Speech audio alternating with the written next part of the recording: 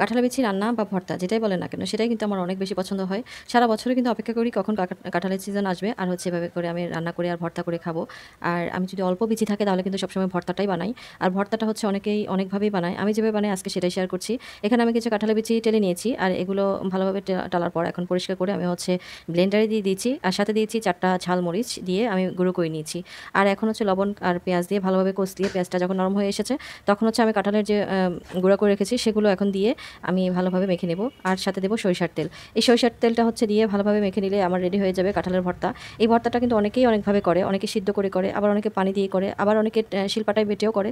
তবে আমার কাছে সবচেয়ে ভালো মনে হয় যে ব্লেন্ডারে করার কারণে, ব্লেন্ডার করলে কোনো কষ্ট হয় না, কোনো ঝামেলা হয় না, খুব দ্রুতই হচ্ছে এই ভর্তাটা তৈরি করা যায়, একদম ঝামেলাহীনভাবেই এই ভর্তাটা তৈরি করা যায়। আর এই তো আমি হচ্ছে ভালোভাবে এটা মেখে নিয়েছি আর ভালোভাবে মাখা হয়ে গেলেই এখানে হচ্ছে আমার ভর্তাটা রেডি হয়ে গেছে।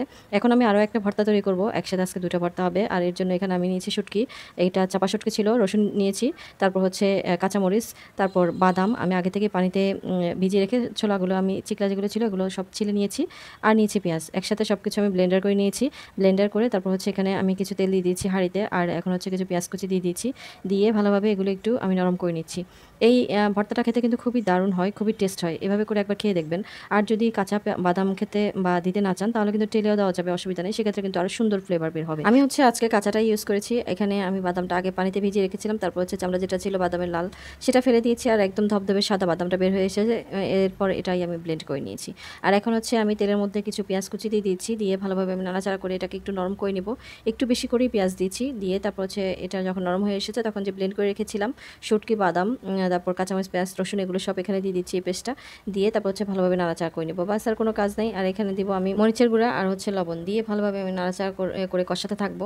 যতক্ষণ চুলায় রাখবো ততক্ষণও কিন্তু এটা বারবার নাড়াচাড়া করতে হবে। নাড়াচাড়া না করলে কিন্তু এটা তলানিতে লেগে পুড়ে যেতে পারে, তখন কিন্তু এটা পুরো টেস্টটাই খারাপ হয়ে যাবে। এই কারণে যতক্ষণ পর্যন্ত এটা রান্না হবে ততক্ষণ পর্যন্তই কিন্তু নাড়াচাড়া করতে থাকতে হবে। আর মরিচের পরিমাণটা কিন্তু, ঝালের পরিমাণটা নিজেদের উপরেই ডিপেন্ড করে, যে কতটুকু ঝাল খাবেন সেটা আপনার উপরেই ডিপেন্ড করবে। কিন্তু আমি হচ্ছে বিশেষ করে ঝাল, যে কোনো ভর্তাতে ঝাল অনেক বেশি পছন্দ করি। ঝাল হলে আমার মনে হয় যেন ভর্তাটাই পূর্ণতা পেয়েছে, ঝাল কম হলে সেই ভর্তাটা খেতে ভালো লাগে না। তো আমি হচ্ছে একটু ঝাল বেশি করেই দিয়েছি, কাঁচামরিচও দিয়েছি, আবার গুঁড়ামরিচও দিয়েছি, এতে করে সুন্দর একটা কালার এসেছে গুঁড়ামরিচটা দেওয়ার কারণে।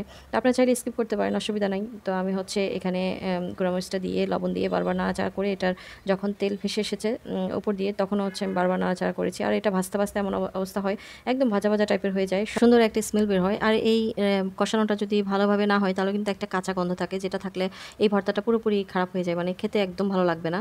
এই কারণে ভালোভাবে একদম কষাতে হবে। আর সুন্দর একটা স্মেল যখন বের হবে তখনই বুঝতে হবে যে আপনার ভর্তাটা রেডি হয়ে গেছে। তো আমার ভর্তাটা কিন্তু পুরোপুরিভাবেই রেডি হয়ে গেছে, দেখতেই কিন্তু লোভনীয় লাগছিল। এরকম ঝাল ঝাল ভর্তা যাদের পছন্দ তারা কিন্তু এটা একবারে নিশ্চিন্তে বানাতে পারেন, এটা খুবই টেস্টি হয়।